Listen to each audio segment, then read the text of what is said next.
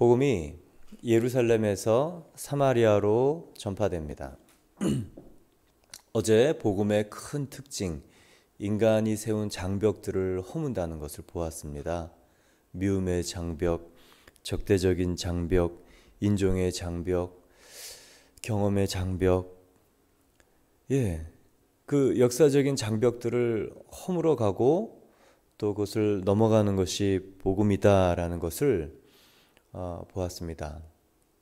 그래서 예수 그리스도의 복음을 만난 사람은 우리가 좀 부담스럽지만 피스메이커, 화평케 하는 사람으로 하나님께서 부르신다는 것이죠. 골로새서 1장 20절 말씀을 보시면 이 보혈의 능력에 대해서 너무 잘 설명하고 있습니다. 1장 20절을 보면 그의 십자가의 피로 화평을 이루사 만물 곧 땅에 있는 것들이나 하늘에 있는 것들이 그로 말미암아 자기와 화목하게 되기를 기뻐하심이라. 보혈의 능력은 하나님과 사람, 사람과 사람, 또 자연과 사람을 이어놓는 일입니다.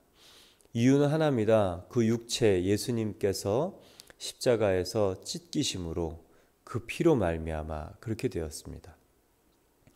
보혈의 능력은 화평케 하는 것이죠. 여러분 가운데 이 보혈의 능력이 강같이 나를 통해 막히지 않고 흘러가기를 원한다면 우선은 우리 안에 보혈이 가득해야 하고 또 우리 안에 막힌 관계들이 풀어져야 되는 것을 봅니다. 그렇게 저와 여러분이 사람들의 이 경계선, 장벽들을 허물어 가기를 축원합니다. 오늘은 복음의 이 사마리아에 갔을 때 복음의 두 번째 큰 특징을 보게 되는 것입니다. 무엇이냐면 거짓의 세력과 거짓된 영적 실체들을 드러낸다는 것이에요.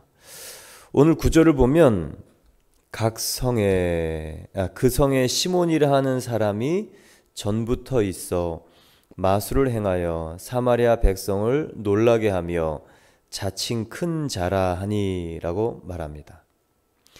그 성은 사마리아 성입니다. 복음을 가진 이제 빌립 집사님이 가서 보니까 거기 시몬이라는 사람이 있는데 마술을 행해서 사람들을 놀라켰다. 그러니까 우리가 일반적으로 알고 있는 이 마술의 범주를 넘어선 트릭, 그 손재주 이게 아닌 어떤 영적인 세력을 이용한 그런 일들을 나타내는 것이죠. 그래서 이 사람이 백성을 놀라게 하고 자칭 큰 자라. 우리말 성경에 이렇게 보니까 스스로 대단한 사람인 양 우쭐댔습니다. 이 큰 일의 결과가 자신을 높이는 데 있었다라는 것에서부터 그 중심이 잘못되어 있다는 것을 발견하게 되는 거죠. 근데 사도행전 8장에 들어서면서 사마리아로 이동하면서 앞에 1장부터 7장 속에 나타나는 예루살렘의 성령의 큰 역사 가운데 등장하지 않았던 단어가 등장합니다. 그게 뭐냐면 귀신이라는 단어예요. 사도행전에서 귀신이 떠났다라는 귀신이라는 단어는 8장에 처음 나타납니다. 복음이 선포되었을 때 이 영적 실체가 드러나는 것이죠. 그런데 이 사마리아 성 거기는 그 실체가 아주 리얼하게 드러났던 것입니다. 하나님과 단절된 사마리아 성, 고립된 지역에는 이런 악한 영적 세력의 지배당할 수 있음을 봅니다. 더 정확하게 관계를 끊고 고립된 사고와 고립된 관계 속에 있는 영혼과 사람들을 사실은 사단이 가장 노리는, 사단의 그런 악한 영향 가운데 빠질 수 있는 이 컨디션이 되는 것이고, 사단이 노리는 사람들입니다. 결국 사단은요, 관계들을 끊게 하고 고립되게 만들고 생각 속에 빠지고 자기 안에 빠져서 관계들을 끊고 그 영혼 안에서 죽음과 사망으로 이끌어간다는 것을 그 성애라는 단어에서 볼 수 있습니다. 마가복음 보면 귀신이라는 단어가 굉장히 많이 나와요.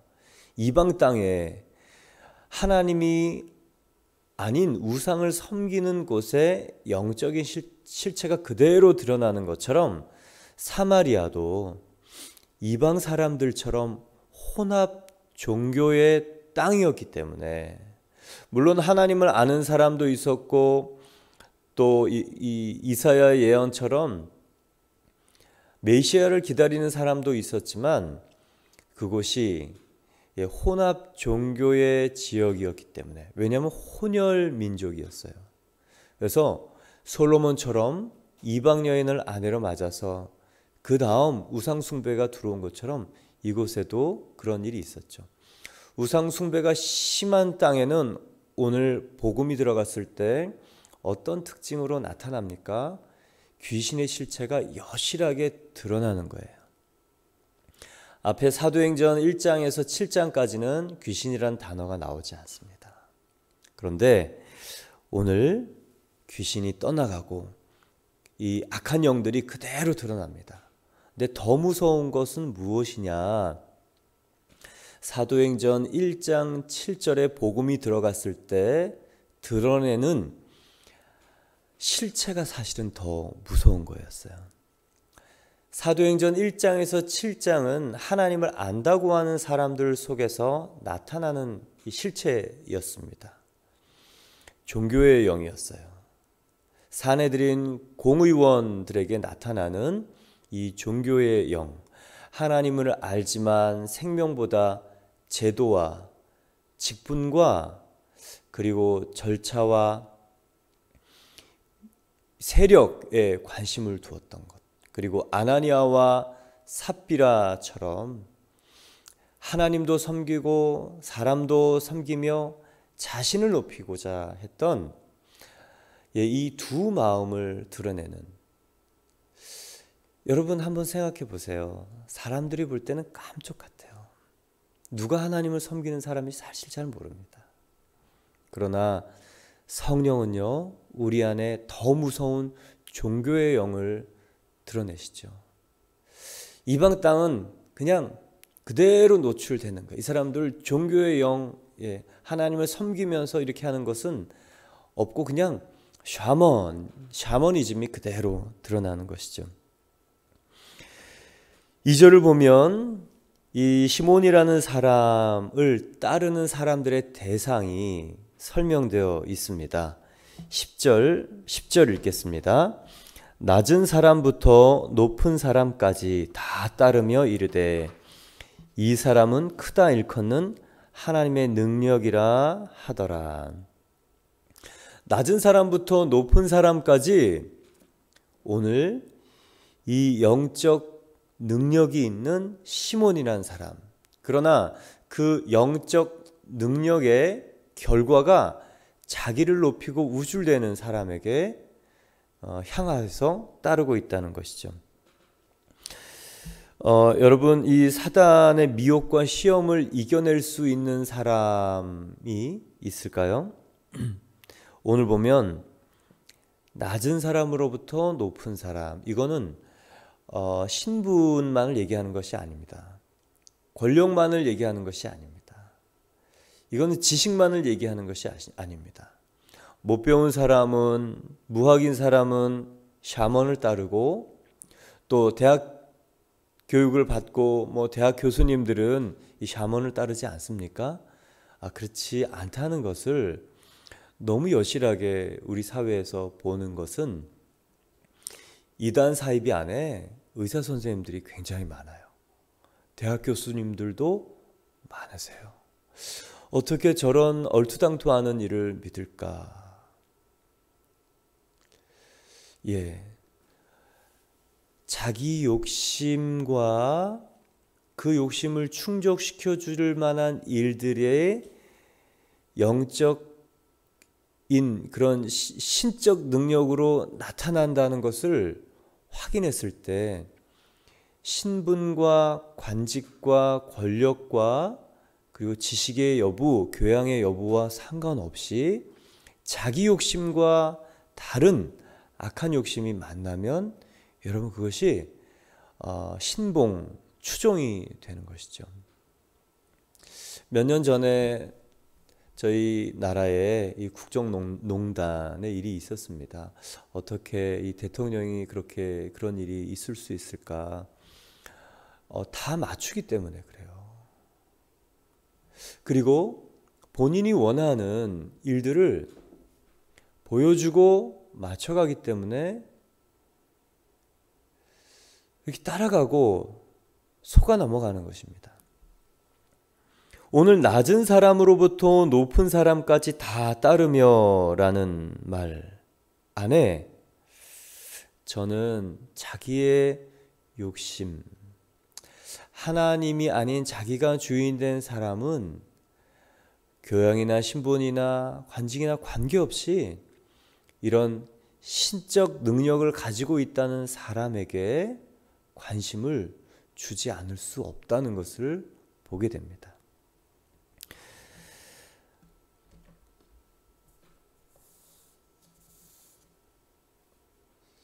이 다 맞추기 때문에 따라가는 것이죠. 우리도 나라의 무속인들이 있습니다.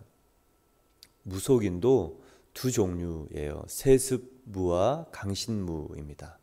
세습무는 이 가업을 이어받는 그런 무당이죠.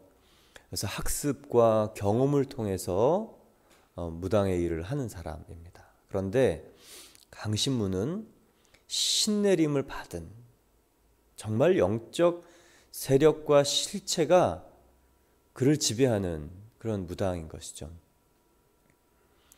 근데 세습무의 목적은 경제적 이익입니다.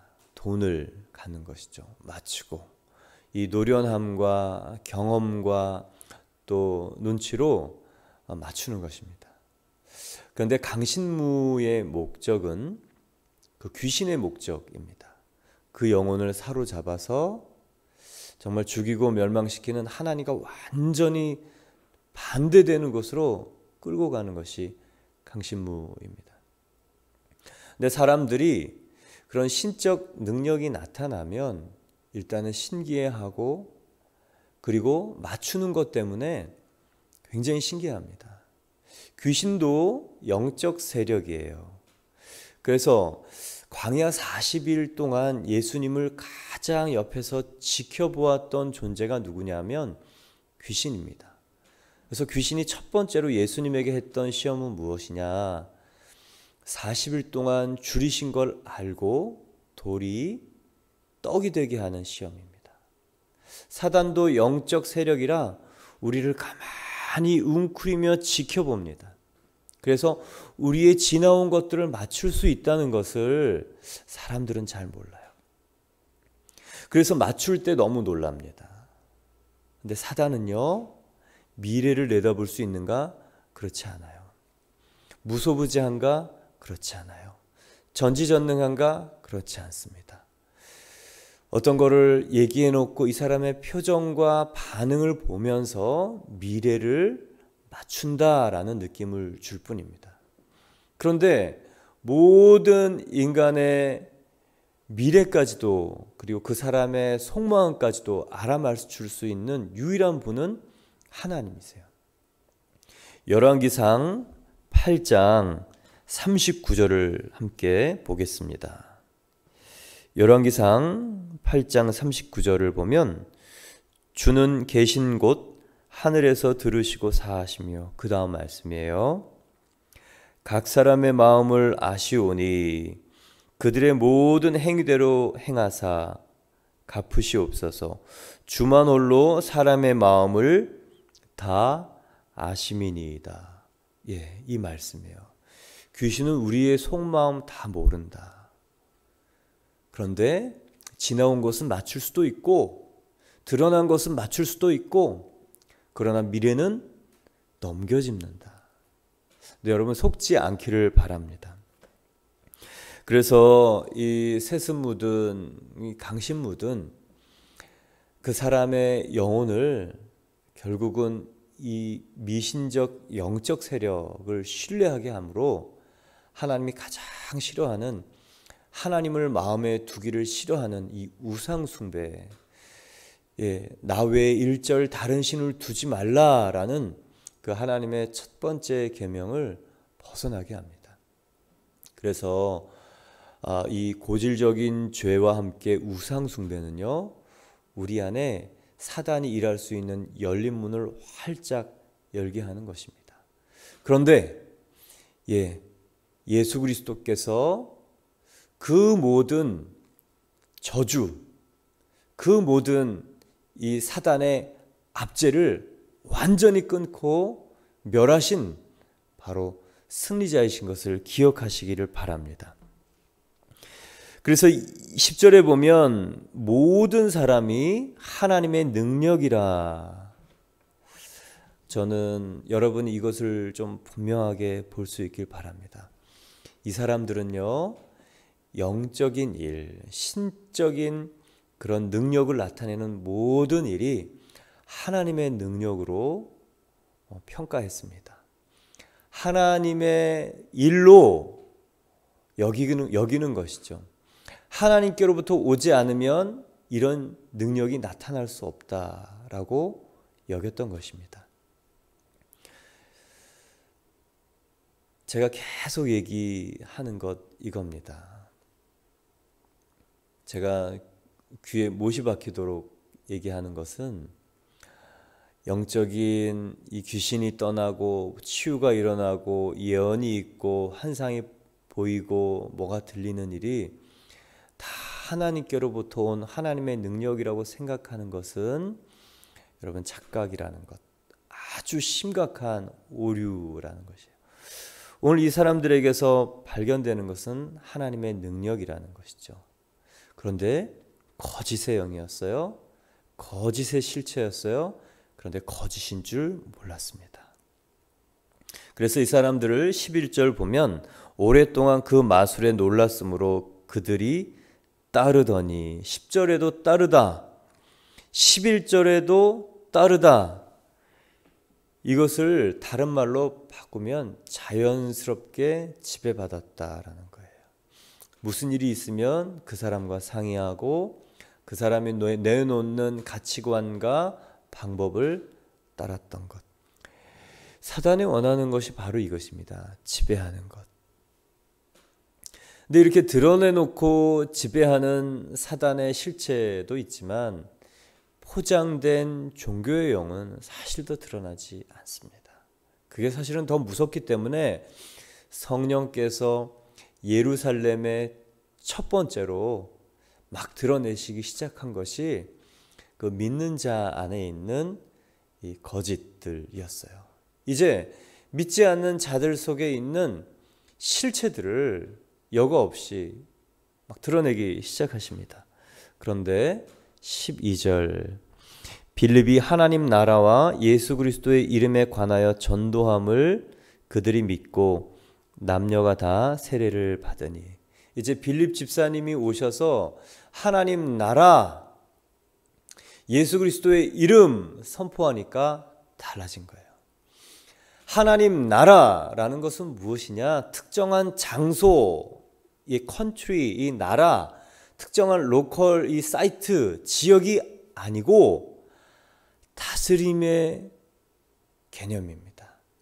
하나님에게 다스림을 받는 사람이 하나님의 사람이고 하나님의 다스림을 받는 지역이 하나님 나라다.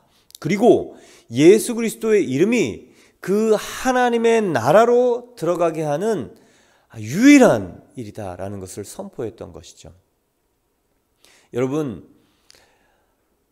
오늘 지배의 개념이 바뀌는 게 나옵니다. 얘기했죠. 주인이 바뀌는 개념이 오늘 사마리아를 통해서 정확히 나타나요. 이 사람들은 시몬, 악한 영에 사로잡혀서 따랐습니다.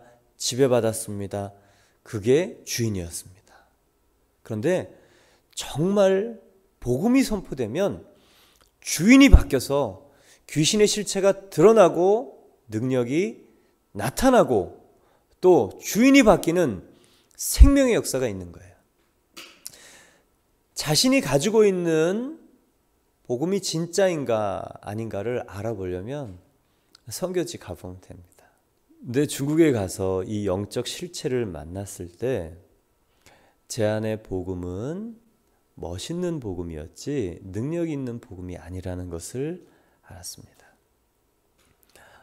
설교가 멋있을 수 있고 귀에 좋고 대단하고 감동적일 수 있지만 사람을 살릴 영적 실체를 만났을 때 사람을 살릴 능력이 없을 수 있구나를 그때 깨닫고 절감하고 절망하고 회개했습니다. 그래서 설교에 대한 개념이 많이 바뀌었어요. 오늘 빌립 집사님이 가지고 있던 설교는 뭐냐? 하나님 나라예요. 하나님이 다스리신다. 그분의 주권과 왕권을 선포할 때 주인이 바뀌는 거예요. 세상의 주인은 누구냐? 온 세상이 악한 자 안에 처해 있다. 이 세상 신이 믿지 않는 자들의 마음을 혼미케 한다. 세상 신이거든요. 마귀의 자녀가 어떻게 하나님의 자녀가 되는가? 마귀의 자식이 어떻게 하나님의 자녀가 되는가? 하나님 나라의 왕권, 하나님 나라의 통치권, 그리고 그 통치권을 갖게 하는 예수 그리스도의 이름을 선포할 때, 그것을 정말 믿고 선포할 때 여러분 귀신이 떠나갑니다. 그 다음부터는 제가 한국에 와서 설교를 들으면 정말 어떤 선교사님들 설교를 들으면 뭐 앞뒤 없는 설교인데 생명력이 있는 설교를 구분하게 되었어요. 저 사람은 사람 살리겠구나. 근데 탄탄한 논리와 예화와 그런 조직과 조직력과 감동을 가지고 설교를 하지만 저 사람은 감동적이긴 하지만 사람 살리긴 어렵겠다. 그런 설교 구분이 좀 됩니다. 설교 안에 무엇이 있어야 되는가? 예수 그리스도의 다스림과 통치를 나타나게 하는 것이 있어야 돼요. 그게 바로 성령입니다. 그게 바로 예수님의 주되심입니다. 오늘 빌립 집사님이 했던 일이 바로 그게 하나님의 나라가 임하면 작은 자부터 큰 자까지 속게 했던 자기의 욕심, 자기의 뜻, 이게 구분이 되는 거예요. 하나님의 뜻과 내 뜻, 이 내 뜻 때문에 사단에게 속는 것이거든요. 그런데 하나님의 뜻이 오면 이제 분별이 되는 거예요. 이 사람들 어떻게 됐습니까? 분별이 되는 거예요. 하나님의 뜻이 이 땅에 이루어지니 눈이 밝아지고 그 예수 그리스도의 이름으로 하나님의 자녀가 될 수 있고 하나님의 통치를 받을 수 있고 이제 주인이 바뀌는 것을 사마리아에 귀신이 떠나고 그리고 뇌졸중, 뇌출혈, 뇌경색 이 뇌가 망가진 사람들이 다시 새롭게 회복이 되면서 정말 예수 그리스도의 이름으로 인한 큰 기쁨 그것을 보면서 정말 영적인 실체, 살리는 영적인 실체에 눈을 뜬 것입니다. 여러분이 말에 하나님 나라의 뜻이 있길 바랍니다. 우리 계속 우리는 내 뜻과 땅의 뜻에 매이지만 여러분 의식적으로 하나님 나라를 주십시오. 하나님 더 큰 것을 사모합니다. 더 본질적인 생명의 것을 사모합니다. 하나님 나라가 내 안에 이루어지게 해주십시오라고 기도하시길 바랍니다. 그 얘기는요, 다른 말로 얘기할게요. 내 뜻 내려놓겠습니다. 내 상황도 내려놓겠습니다. 여러분 이 얘기예요. 그것을 가지고 하나님 나라를 다스림 받을 수는 없기 때문에. 그래서 이 사람들이요 다 세례를 받습니다. 세례란 무엇이냐? 내가 죽고 예수님으로 주인을 바꾸겠다는 결단이에요. 내가 이전에 세상의 지배를 받았습니다. 내가 주인이었기 때문에 마귀의 자식으로 살았습니다. 이제 주인을 바꾸겠습니다.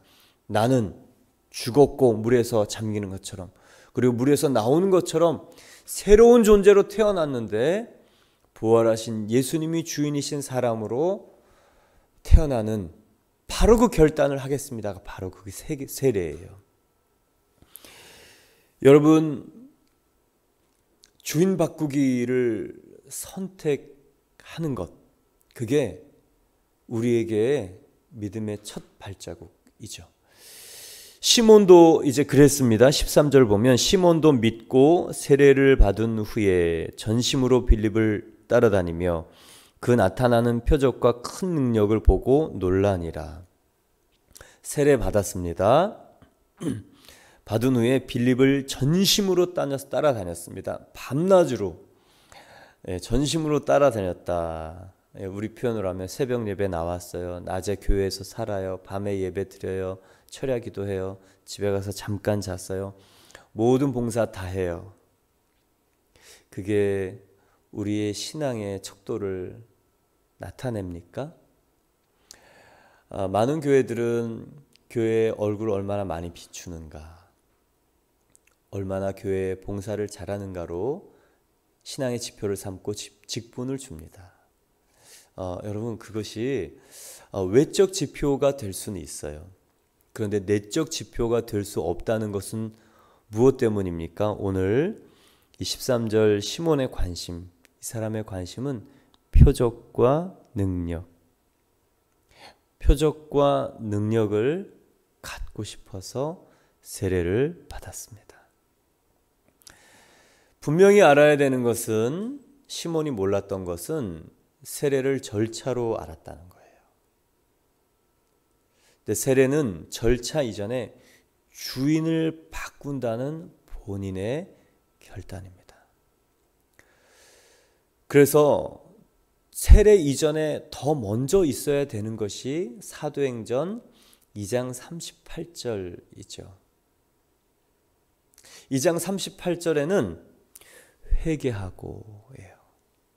내가 주인이 되었던 것, 그래서 세상 신의 지배를 받고 다스림을 받아서 세상을 잡으려고 자기 욕심 가운데 살았던 이기적인 본성, 악한 본성의 존재였던 것을 정말로 깨닫는 것입니다.